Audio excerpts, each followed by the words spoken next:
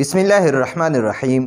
نن زمونږ د طریقة العصریه د اولې حصې 127 نمبر سبق دی او د کتاب د درسونو په لحاظ سره الدرس التاسع والعشرون یعنی 29 نمبر درس دی او د 29 نمبر درس نن په تمرین کې د اخیری سوال دی.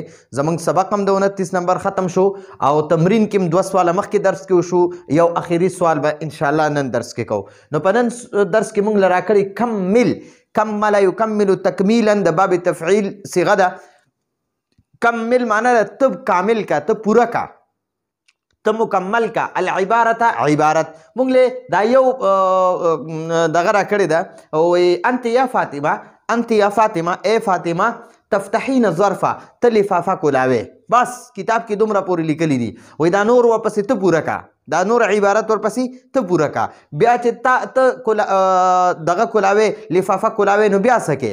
بیا ته خط وې، بیا ته قلم او کاغذ راخلی او بیا ته خپل رور ته خط لیکي، بیا هغه خط په لفافه کې باندې بیا هغې باندې هغه لفافې د پاسه پته لیکي او بیا هغه خط په صندوق البرید کې د خطونو بکسه کې واچې، ډاکخانه کې چې کوم دغه وي بکسه وي بیا ته په هغې کې اچې. نو موږ ته صرف دومره ویلي دي ای فاطمه ته لفافه کولاوې. بس کتاب کې دومره پورې دي. اوس دا نوره خبرې ورپسې ته ولیکه چې ته لفافه کولاوې نور به څه کې. ټیک شوه؟ نو دقه وایي کمل العباره، عبارت پوره کا، عبارت کامل کا، مکمل کا، مکمل کا. کمل ته مکمل کا، کمل ته مکمل کا. او چې مؤنث کمل د سړي دپاره دی، کمل کمل ته مکمل کا. او د ښځې دپاره دی کملي کملي. نو دلته کې پکارو چې کم ملي و، خو کتاب کې کم مل لیکلی دی نو ما هم ځکه کم مل لیکلی دی. پکار دلته و ځکه چې دا ټول باس مونږه د کم مل د مؤنث کو، نو مونږ له پکارو چې دلته دا د امر صیغه چې ده دا د کم مل په ځای باندې کم ملي راوړې وه، داسې پکارو. خو بهرحال کتاب کې کم مل العباره لیکلی دی د مذکر دپاره چې کم امر شوی دی کم مل. نو دې کې مذکر مؤنث دواړه بیا رالل. نو کمل العباره، عبارت کامل کا، مکمل کا، پورا کا، عبارت پورا کا. نو مونږ دلته کې ورته عبارت هم پوره کړې، بیا هم ورته ترجمه هم لیکلې. انت یا فاطمه ای فاطمه تفتحین ته کولاوې الظرف لفافه. تفتحین چې سړي ته وایي ته کولاوې نو تفتحو. بس د سړي دپاره د تفتحو تفتحو تفتحو ته یو سړی کولاوې. او چې ښځې ته وایي چې ته کولاوې نو هغې دپاره تفتحین تفتحین. ٹھیک شو جی؟ نو دا تفتحو د مذکر دپاره د دې معنی هم د ته کولاوې او د تفتحین معنی هم د ته کولاوې، خو دا تفتحین دا د مؤنث دپاره ده.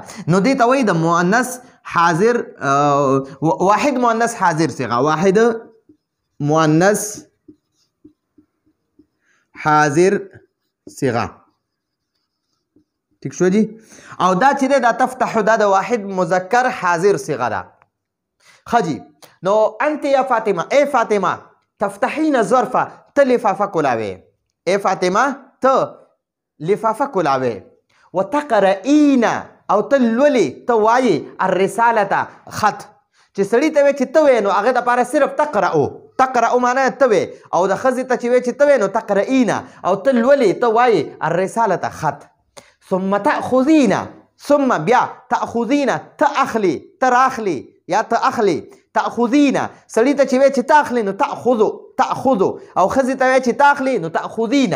نو ګورئ تقرأو تقرأو ته وایي سړي دپاره تقرأو او ښځې دپاره تقرئین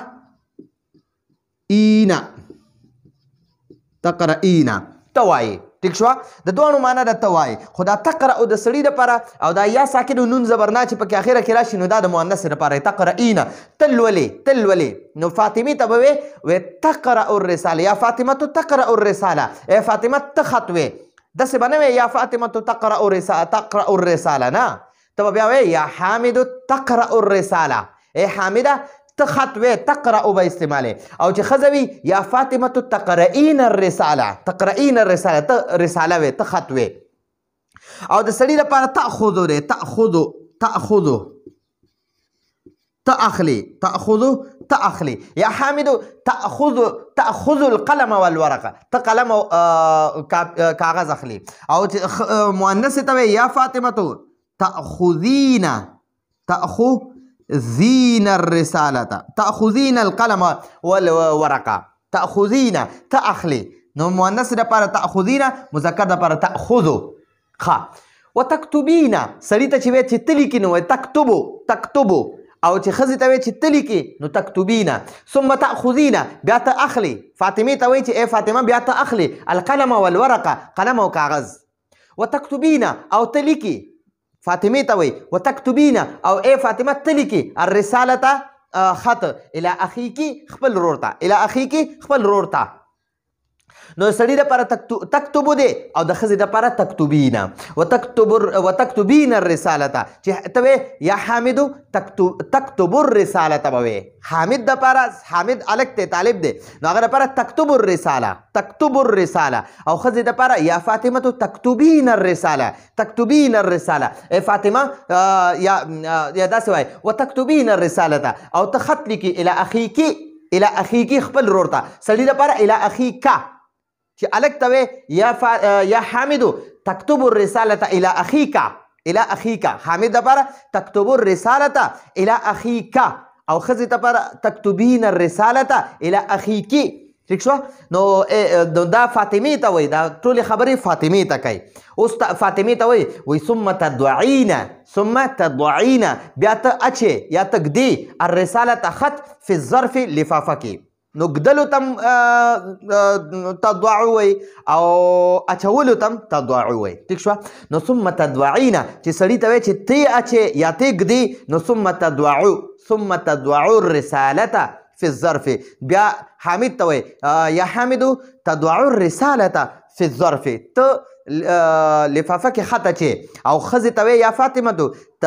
تضعین الرسالة في الظرف ته لفافه کې خط اچې نو ثم تضعین بیا ته اچې الرسالة خط في الظرف لفافه کې ټیک شوه بیا اوس هماغه دغې ته وایي فاطمې ته وایي وتکتبین او ته لیکې سړي دپاره تکتبو دی او وتکتبو علیه العنوان او ته په هغې عنوان اچې پته اچې او ښځې ته به وایې وتکتبین علیه العنوان وتکتبین او ته لیکې علیه هغې باندې یعنی هغه لفافې باندې العنوان پته اوس بیا همدقې فاطمې ته وایي ثم تضعین بیا ته ږدې یا ته اچې الرسالة خط فی صندوق البرید صندوق البرید د خطونو بکسه د خطونو بکسه کې د خط په بکسه کې اچې ثم تضعو الرسالة بیا ته خط اچې فی صندوق البرید په صندوق البرید کې لیټر بکس کې صندوق البرید لیټر بکس یا ورته دغه وایي د خطونو بکسه ورته وایي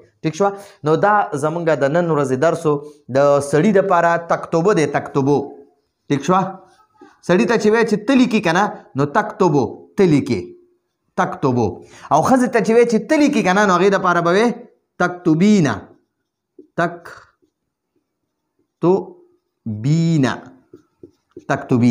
ٹھیک شوه سړي دپاره وایي تضعو ته اچې او ښځې دپاره دی تضعین